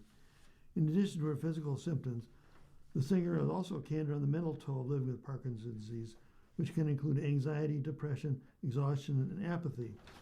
The apathy is particularly strange, she said. You can find yourself lying like a starfish, drying in the sun, arms pointing in all directions, while nothing inside you is telling you to get up, read, watch, write, sing, call someone, or do much of anything at all. That's one of the hardest things to explain. It's not simply sadness or laziness. It's a part of the brain that sends out invitations to participate in life has temporarily misplaced the guest list. So she's maintained a low profile in recent years, stepping back. Because my mobility issues, Parkinson's disease, the surge in emotional effects, withdrawing the public view was the most palatable reaction. Michael J. Fox is still bringing the fight to Parkinson's. When 29-year-old Michael J. Fox was diagnosed with Parkinson's disease, just as his acting career was in full swing, everything else seemed silly. It had been a little more than a decade since he'd arrived in Hollywood, age 17, and he made the decision to shift his focus from acing auditions to recognizing that he had a unique opportunity to make a difference and do something bigger than just tell a joke. You think about a 19-year-old, a 17-year-old kid. You want to be rich and famous and change the world, and you want to be the big it thing, this 65-year-old tells USA Today. And when you start to search for a cure for disease, well, that stuff then is just so silly. The point where it got boring and tedious turned into a lever to operate a much bigger machine. On July the 22nd, the actor's Michael J. Fox Foundation for Parkinson's Research was one of 3 honorees at the Hollywood Reporters and Social Impact Fund's 3rd annual Social Impact Summit, alongside John Mayer's Heart and Armor Foundation for Veterans Health and Stephen and Aisha Curry's Eat, Learn, Play Foundation. Fox and his foundation CEO, Deborah Brooks, spoke with USA Today's Backstage before his shrinking co-star Harrison Ford presented the two with the Philanthropic Organization of the Year award. Now, his latest accolade, which arrives on the heels of his 19th Emmy nomination, it comes courtesy of the Social Impact Fund, a nonprofit organization founded in 2013 that helps overcome common administrative barriers for philanthropic endeavors in the entertainment industry and beyond by providing a legal structure for organizations, including for those whose tax-exempt status is pending. The organization has administered more than $135 million in charitable funds across more than 80 fiscally sponsored projects, with current partners including John Legend, Kerry Washington, Ryan Reynolds, and Alicia Keys. Since 2000, Fox's foundation reportedly has funded $3 billion in Parkinson's research, while also successfully advocating for resources at the federal level and helping advance breakthrough scientific discoveries, such as a crucial spinal fluid test for those exhibiting symptoms of this disease. Now, ultimately, they are working toward a goal of eliminating the disease in our lifetime. Fox went from hiding Parkinson's to becoming part of the answer. He wasn't always accepting of his diagnosis, discovered after he noticed a tremor in his pinky finger back in '91. It took some time to become, as he described his co-star, the most stubborn optimist I know, but by that time, he let the world in on his chronic condition. He'd had the revelation that, I want to be part of the answer, he said. The fastest growing neurodegenerative condition in the U.S., Parkinson's is an incurable brain disorder, a progressive disease that causes unintended or uncontrolled movements like shaking, stiffness, difficulty with balance, and coordination. I was diagnosed and I went into a hidden retreat. I hid for 7 years and didn't tell anyone. But then it occurred to me that I might go public with it. I weighed that with my wife and myself and had a lot of conversations, he says, and I realized it was a unique opportunity. Less than a decade after receiving his diagnosis, this Family Ties actor came to embrace the role of being the face of Parkinson's. Fox's expletive-laden motto for Parkinson's patients: beyond finding a cure, science is hard, he says. He hopes to give the patient community a say and a presence. They're scared to death, he says. That's a freaky diagnosis that rocks your world. The average Parkinson patient is in their early to mid-60s, according to the Neurological Disorders and Stroke Institute. A small percent of those diagnosed have early onset Parkinson's, which does begin before 50. Now, symptoms of the progressive movement disorder typically include tremors, muscle stiffness, balance issues, and slowed movement. It has taken a toll on this Back to Future star over the decades. He developed and recovered from alcohol addiction while coping with his diagnosis. He's had a number of broken bones. He's in pain all the time, he said on his documentary. When asked about representation of Parkinson's patients in Hollywood, he brings up Apple TV's Shrinking, in which Ford's Paul Rhodes, a therapist diagnosed with Parkinson's in season 1, gets the ensemble cast on board with the motto, blankety blank, expletive, Parkinson's. Fox, who's playing a patient named Jerry, eventually becomes part of Paul's journey. Now, echoing Paul's refrain, Fox says, for a long time I've been saying expletive, vanity. It's not about vanity. It's not about how you look. And that's the thing that helps these patients move forward in their minds. They say, this is what it is. You're listening to a reading of today's USA Today on the Niagara Frontier Radio Reading Service. The time is 1:42. Here's an article about movies, in particular Odysseus. Reality and fiction collide inside the Trojan horse. Imagine you're crammed inside a 40-foot tall wooden horse with 20 other guys on a beach. They might sound like the antithesis of Hollywood glamour, but in the words of John Barenthal, it was glorious. The Marvel actor co-stars with Matt Damon and Tom Holland in The Odyssey in theaters, Christopher Nolan's big-budget retelling of Homer's epic poem. In a nerve-jangling early scene, Ithacan king Odysseus, played by Damon, and Spartan ruler Menelaus, played by Bernthal, steel themselves inside a colossal Trojan horse, along with more than a dozen other soldiers, as part of an intricate plot to hide and launch a surprise attack on Troy. Mistaking the horse for a gift, the Trojan officers drag it inside the walls of their kingdom, only for Odysseus' men to jump out and rampage the city come nightfall. To film the sequence, the actor spent numerous hours inside the contraption, alongside Nolan and cinematographer Hoyt van Hoytema. I loved it, Bernthal said. You better believe Chris was in there with us. There's no one working harder than him. Although the Trojan horse was, in fact, fictional, you get a real sense of how insane that experience would be. What it's like to be moved, what it's like to have it filling up with ice-cold water and having to be quiet. The looks of the folks I was in there with and their discomfort at times, I remember it well. The Odyssey is a star-studded, globe-trotting saga that filmed in 6 countries, including Greece and Iceland, across a 6-month period. The chance to work with Nolan for the first time was a pinch-yourself moment for Bernthal, who's 49 years old, and who met Nolan at the director's home, not knowing the specifics of the project. I talked to a couple different people in the know who told me he was doing a remake of Blue Thunder, that helicopter movie from the 80s. Bernthal recalls laughing. It was so shrouded in mystery and secrecy. Menelaus, the husband of Helen, played by Lupita Nyong'o, becomes a key resource for the young Telemachus, who's played by Holland, as he searches for answers about the fate of his missing father, Odysseus. Bernthal's biggest scenes are flashbacks to the Trojan War, as Menelaus and his army wreak bloody havoc on Troy that haunts Odysseus for many years after. The Siege of Troy was filmed over multiple nights with more than 2,000 extras. Bernthal commends the movie's well-rehearsed action sequences with fighting that felt extremely visceral, yet completely safe for the actors. It created this real sense of danger on the set, Bernthal recalls. It was genuinely scary, no acting necessary. Coming out of the horse and the battle that ensues in the Trojan War, it was complete and utter chaos. You felt it, but nobody got hurt. You have to have reckless abandonment and let it all go. But you also have to know exactly what you're doing. That marriage is when you get something really electric. Bernthal, the star of The Bear, similarly phrases the film's leading man, Damon, with whom he previously worked on Ford versus Ferrari. The actors bonded as both dads and husbands, and it also shared in their shared awe over what Nolan had created. I remember my first day in Morocco on that beach with all those ships and thousands of background actors, and you see the size and scope of the film immediately, Bernthal says. You don't see a ton of crew members running around. It's just all what's going to be on the screen.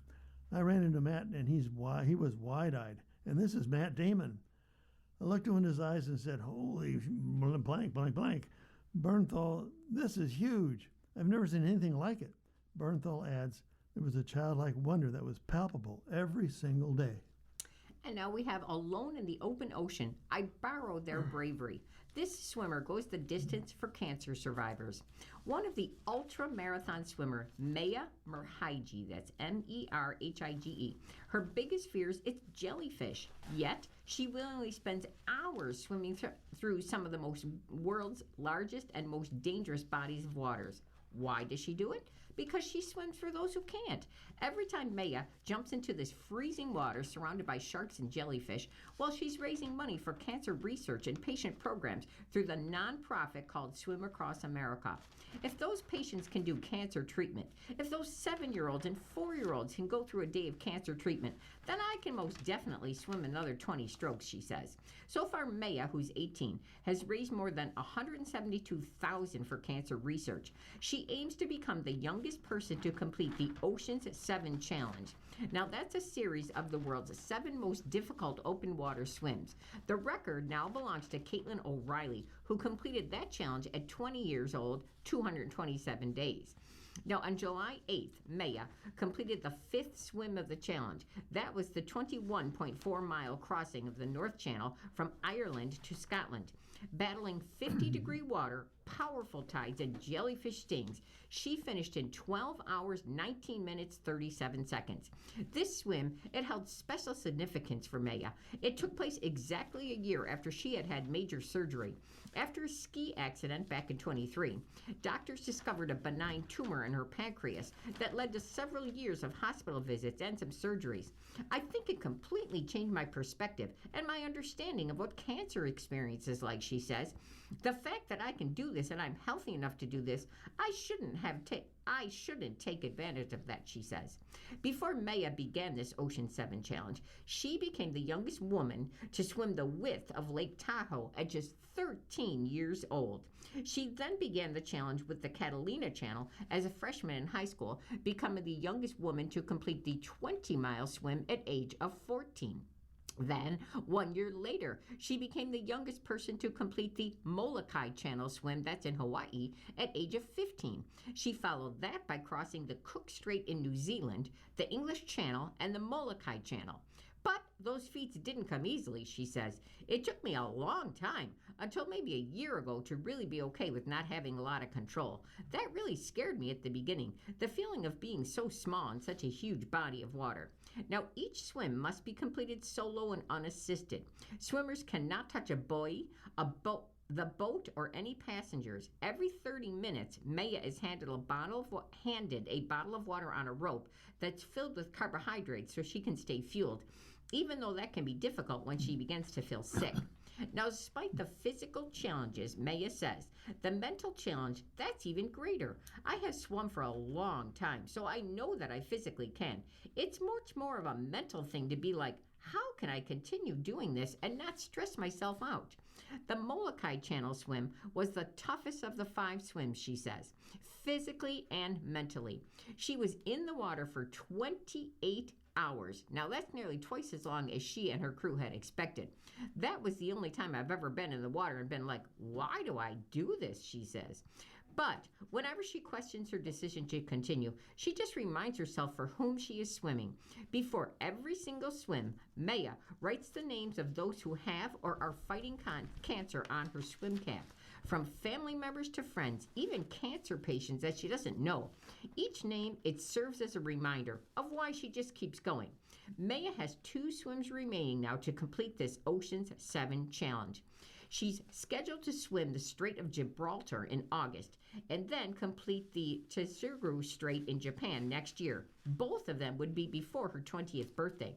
Before each swim, she'll write the names of cancer patients and survivors right across her cap, just as she always does.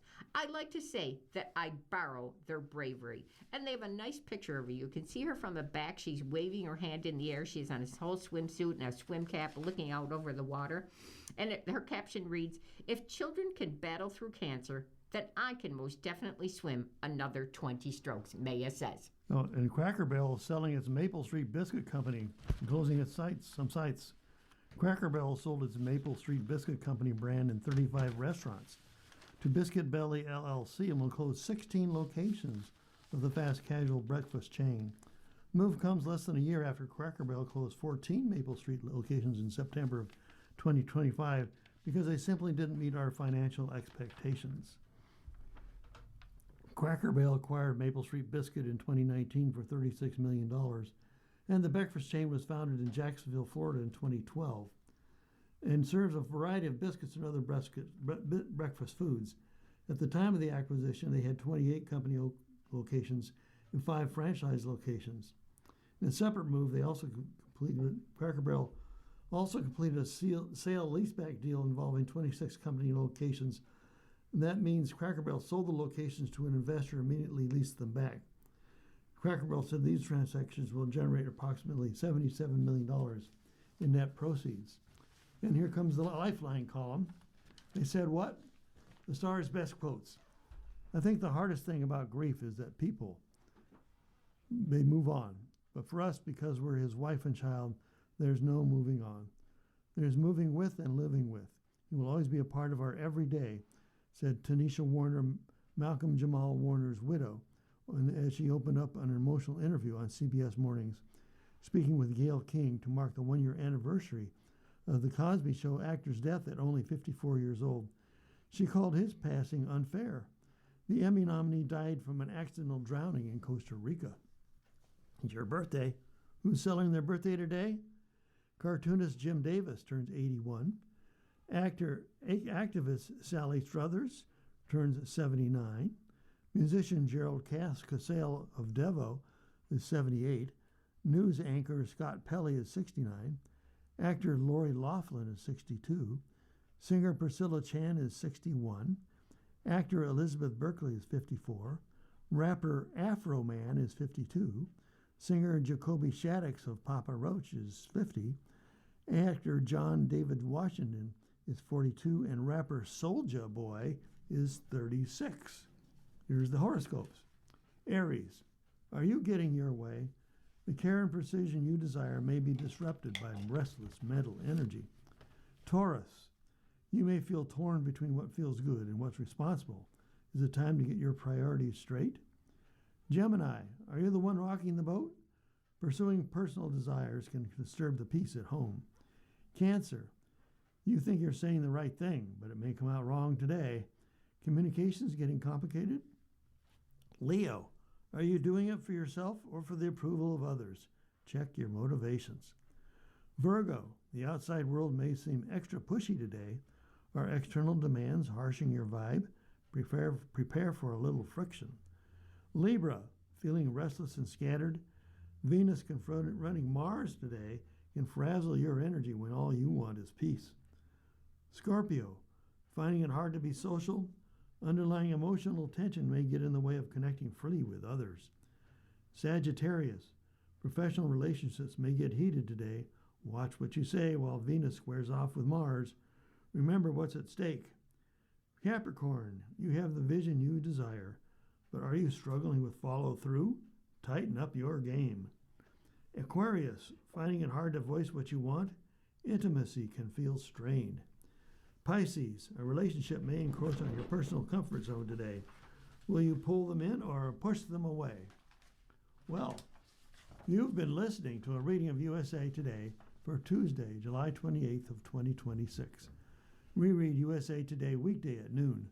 For more information, call 821-5555.